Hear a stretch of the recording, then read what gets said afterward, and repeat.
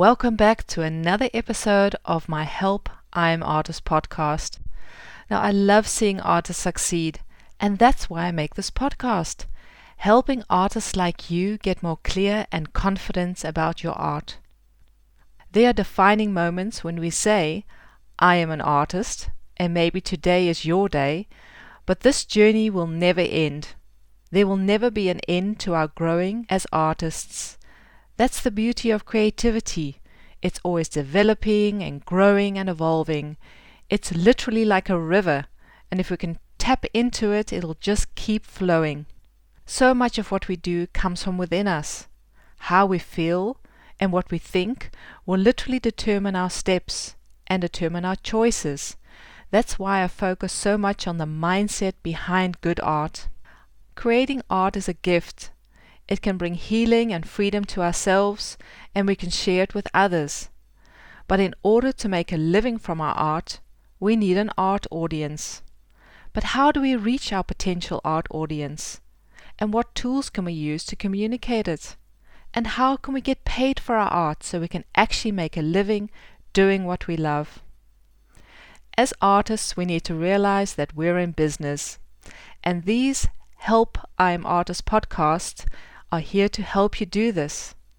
Besides practical step-by-step resources, I frequently interview inspiring working artists that share their generous skills and tips and practical advice as how to grow in your art career. Each episode comes with a handy worksheet to help you get more effective and efficient in your work and in your art business. At the end of this podcast, I will share more about today's worksheet. This summer I was in London and I visited some amazing galleries, the Tate, the British Museum and the Victoria Albert Museum. When I walked into the different rooms, I would recognize the different artists I had studied at the Academy. With painters like Degas and Turner and Mondrian and Van Gogh, I immediately recognized their style.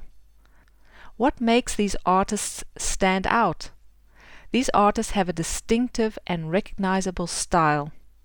But not all started out this way. It took them many years of learning and development before they could find their own artistic voice. One of the ingredients of discovering your artistic style is discovering what you're passionate about. Well, I'm passionate about helping artists. I see so many struggling artists, so many artists that are juggling jobs, earning meager incomes, and sometimes living inferior lives as regarding to diet or living conditions and health because they're so passionate about their art, and they're willing to give it all up in order to express themselves. Talk about courage. And I've often wondered why some artists just seem to be more successful than others.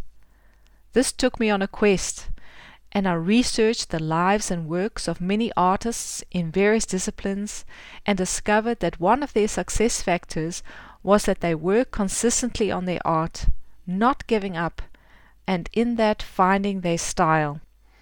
If you're interested to find out more what successful artists get right, then you can download this free resource on my website.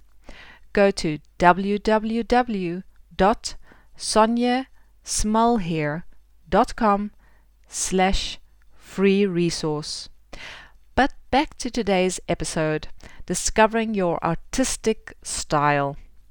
Many artists struggle in this area, and that's a question I get asked frequently by artists. How do I find my style? And do I have a style? And how do I know if it's my own style? What if my style's not original enough? And what if somebody else is already doing my style?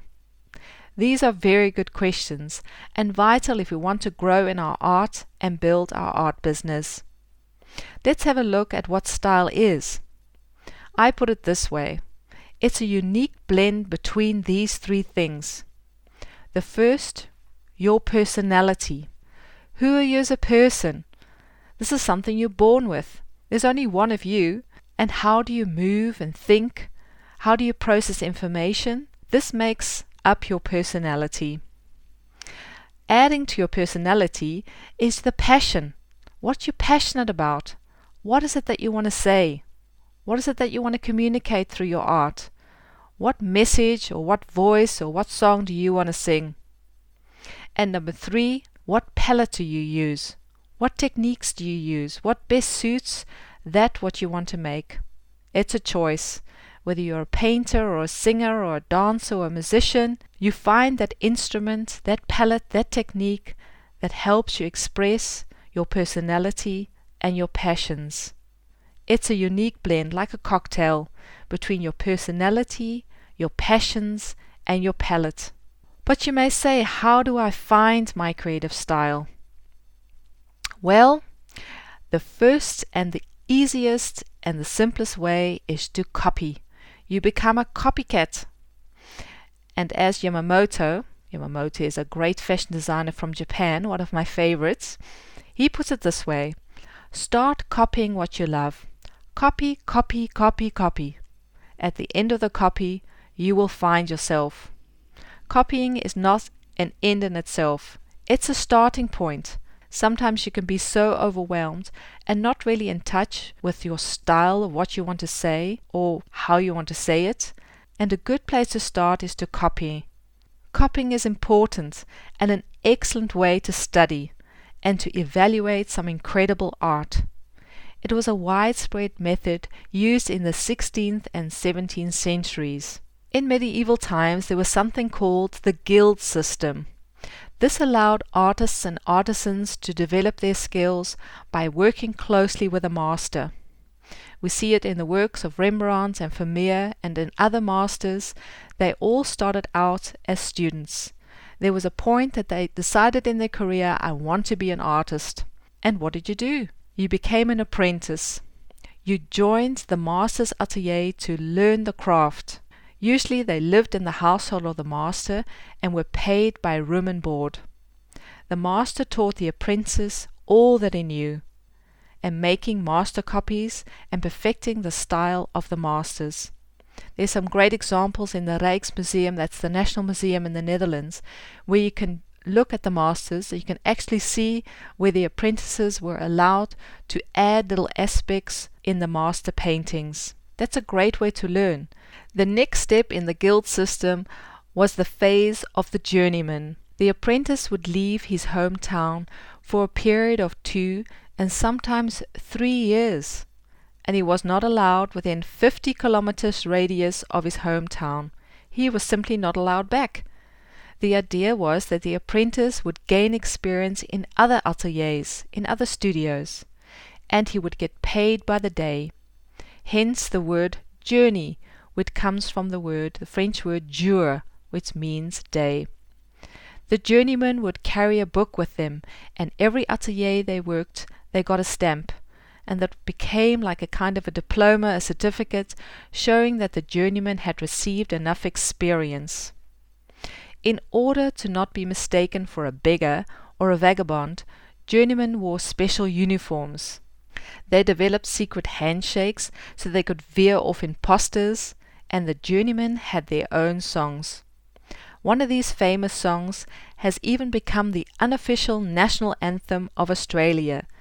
Yes, the Waltzing Matilda was a popular marching song for the journeymen. Once the journeymen returned after the 2 or 3 year period, they were now qualified to start their own studios. They became masters. They had mastered their crafts and they could set out on their own. They had developed their own styles and could run a business. I think this is a great system, something that we can really incorporate and learn from.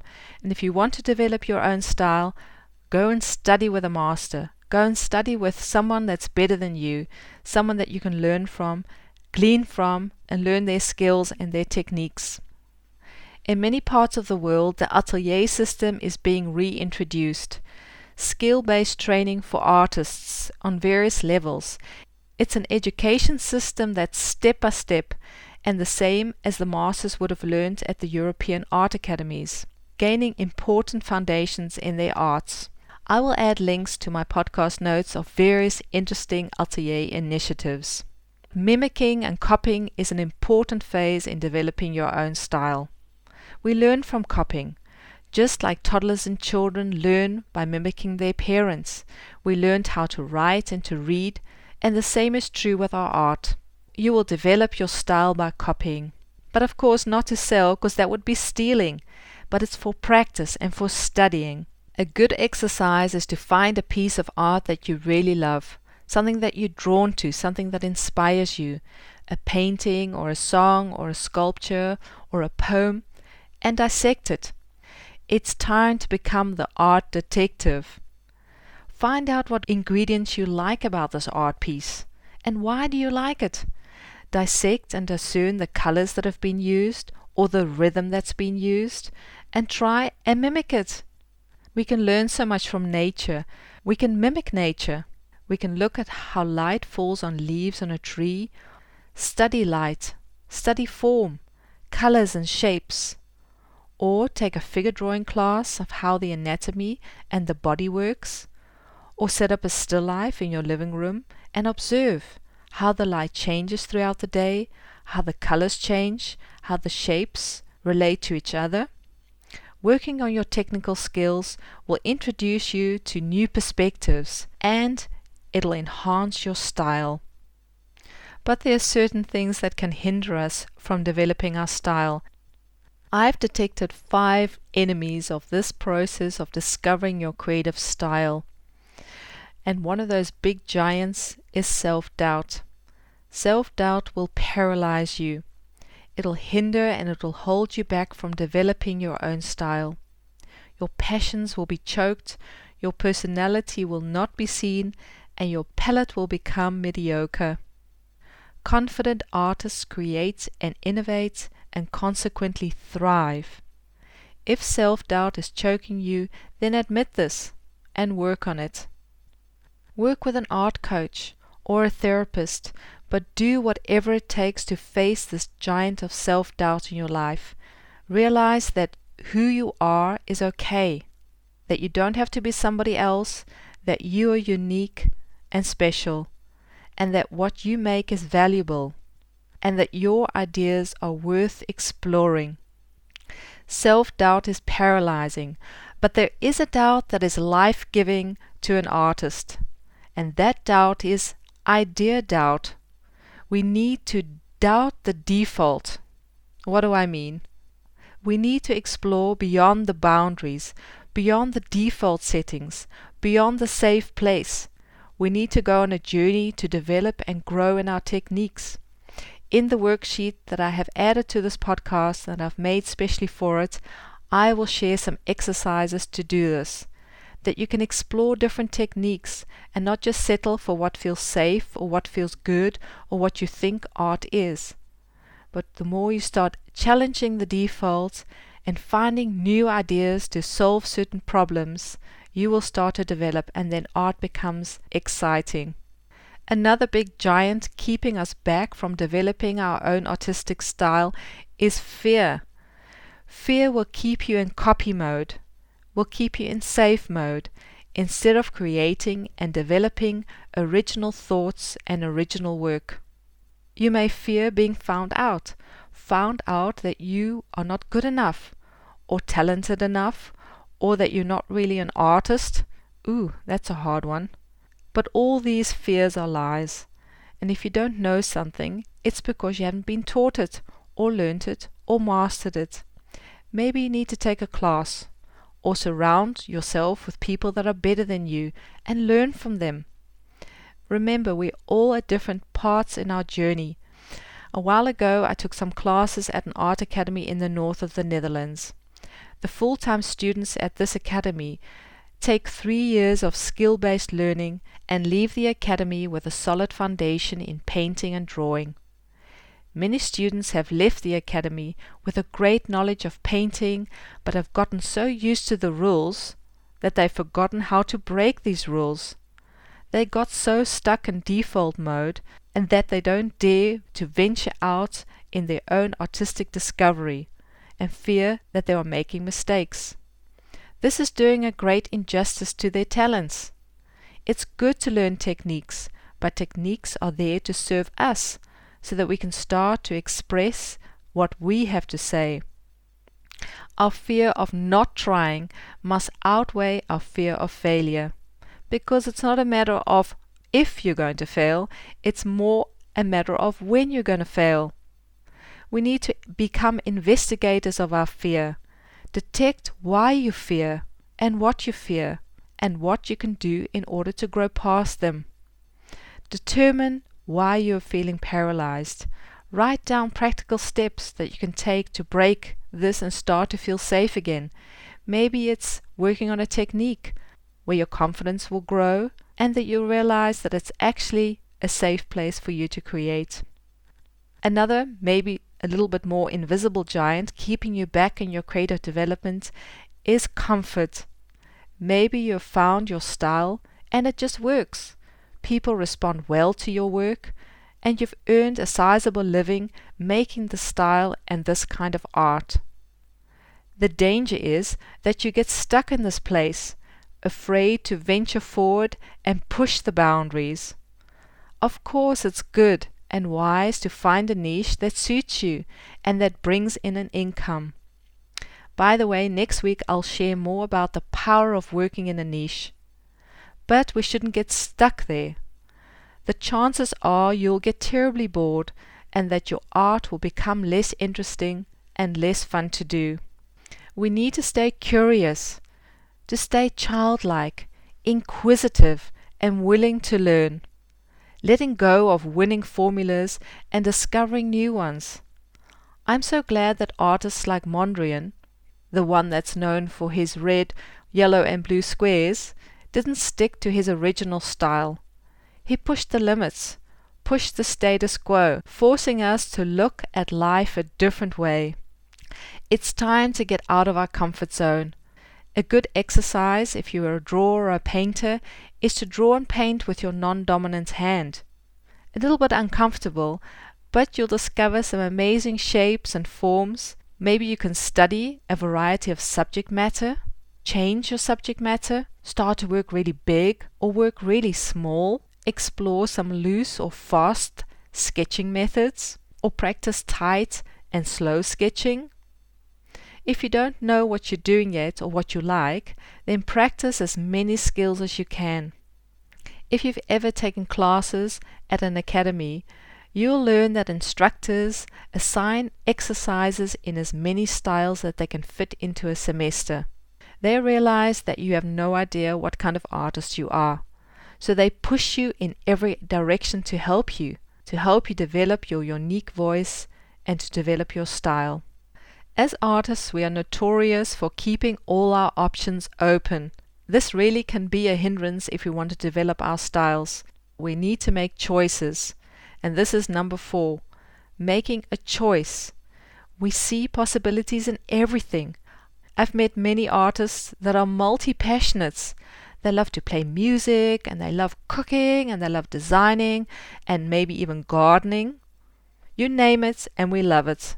And often we can do it well. But if we want to develop as artists, we need to make some hard choices. Choose one of these expressions. We can't do all of them. Choose one that you enjoy the most, or otherwise just pull one out of a hat and focus on this.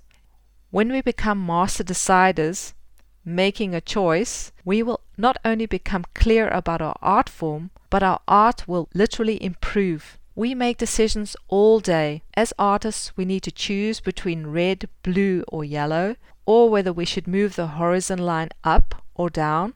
Choices, choices, choices, all day long.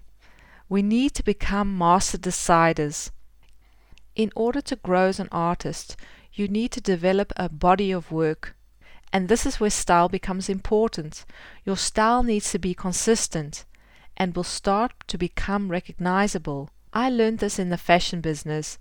The best edited fashion collections sold the best. And this is true for art too. We need to edit our art. It's not only the single piece that works, but it needs to work as a whole. In order to get your personality and your passions to shine through your palette, we need to get real and not hiding behind someone else's style or message. You need to discover your message, your voice. This is no easy task in our over-opinionated and sometimes not so social media world. It would be wise to guard your heart and be very discerning to what voices you choose to listen to. Find 2 or 3 people's opinions that really matter to you and start to value their opinions above all that other noise. Are you a suffering artist? Do you have the suffering artist syndrome? Do you believe that you need to sweat bullets in order to create something super original? I've good news for you, that if you stay true to yourself, opening yourself up, then everything that you do will be original. Original thought is not some kind of mysterious force that you need to pull out of the cosmos or search high and low for. It lies within you. That is why you need to discover, uncover, and sometimes excavate your creative style. It's not so much about finding it, it's rather discovering it. You need to give yourself that gift to discover it, uncover it, excavate it, and allow the beautiful things that are within you to emerge. Ecclesiastes tells us there is nothing new under the sun. Boy, this takes the pressure off. Find your song, find your voice, and get it up and out and put it on canvas or paper or whatever art form you are making. It's liberating to know that we don't have to try hard to be original. The simple formula of finding your creative style is to take the stimuli from the world around you and twist it around into something new, with your mind and with your hands. Repeat this over and over in a variety of ways, and your style will emerge. If you're stuck and you need new inspiration, then here are some ways to help you. A must for every artist is a sketchbook or a notebook. It gives you a chance to write down words, shapes, notes, and colors. Because a style is a combination of different styles, it's good to keep a note of the discoveries that you see along the way. And journaling is a great way of doing this, getting your thoughts and impressions out and processed. Take a moment every day to quickly jot down your thoughts, the good, the bad, and the beautiful. When you get them out, you'll start to see them. You'll start to see lines and connections and to be able to incorporate these in your art. With looming deadlines, we often forget that we need to play. This is something that I've incorporated in my own work. I take a time every day just to play. I put in some really good music. I like it really loud. And I put out my materials and I just play. I have fun with my medium. Let go of all the expectations and just play. When we have this precise vision of what we want and how we want to create it, we really limit our perspective and we create blind spots. But surprising things can happen when we become more playful and let art happen. Procrastination is a great way to develop your style. What? That's a forbidden word in the art scene. Procrastination is seen as an enemy, but I find that in some ways procrastination is a good thing. Studies have shown that we need a form of procrastination in order to process information. So if your mind wanders and you find yourself staring out the window, or you have the urge to wash the windows, then that's all good, as the Australians would say. You need time away from your art to adjust your thoughts, to adjust your vision and your views on things. Take a walk or do a happy dance. But, yes, there is a but, if this procrastination starts to take on chronic forms, then you need to get up and get to work and put things on paper and on canvas so that you can actually make the art. Developing your style takes time. Be kind to yourself. Give yourself the time to develop. It's not always easy, but then again, it's called art, and that takes time to master it. Maybe you find that you're still jumping around between different styles, and that's fine. You're still in the exploratory phase, and that's a wonderful place to be. So take your time, be patient with yourself, and put in the work and see your style emerge. Style is learnt, it can be adopted, it can be observed and manipulated, and your style will develop over time. Sometimes by accidents, and those are wonderful moments, and sometimes on purpose, and often it's a combination of both. Your style is a combination of your voice, your techniques, your color choices, your subject matter, and your medium all wrapped up together. And it's those little details that will start to define who you are. The little details of your brushstroke, or the pressure that you put on the clay, or your insights of color and the use of values. Your style is what binds each piece together. It's a unique, cohesive collection. It's the glue that unifies your body of work. If you're currently looking for your style and you want tips and exercises to help you, then I've created a worksheet for you to download. Go to www.soniasmallhere.com/my-style. The exercises and the tips and the tasks will help you. In this podcast, we discovered what style is, that it's a unique combination of your personality, who you are, and your passions, what you want to say, and your palette, what techniques or mediums you use. That when these three elements are combined together, your style will emerge. We discovered that copying art that inspires you is a great way to study and learn. We looked at the 5 enemies keeping you from developing your style. We discovered that self-doubt, fear, our comfort zone, not making choices, and shame can keep us from developing our style. And then the 4 P's that will help you develop your style through practice and play and embracing procrastination and patience. Being an artist is an enormous privilege and an exciting profession. And when we start to develop our own style, our audience will stop and take notice. They'll look. You'll get more eyes on your art and invariably start to sell more of it. But there's so much more to discover. And this discovery and the artist's journey reminded me of a poem I recently read by Rudyard Kipling. You may know him from The Jungle Book. Here's a small piece from his poem The Explorer, which he wrote in 1898. It's a small piece because it's a lengthy poem, and I'll add the rest of the poem to my podcast notes on my website. The Explorer. There's no sense in going further. It's the edge of civilization. So they said, and I believed it. I broke my land and sowed my crop. I built my barns and strung my fences in the little border station. Then my whisper waked to hound me. Something lost behind the ranges. Over yonder, go you there. Up along the hostile mountains, where the hair-poised snowslide shivers. Down and through the big fat marshes, where the virgin oil bed stains. Till I heard the mile-wild mutterings of unimagined rivers, and beyond the nameless timber saw illimitable plains, plotted sites of future cities, traced the easy grades between them. Do you hear the call beyond the ranges? Well, I hope this podcast has inspired you to go beyond the ranges. Next week, I'll be back with another episode of the Help I'm Artist podcast. Then we will dive deeper into the process and the power of working in a niche.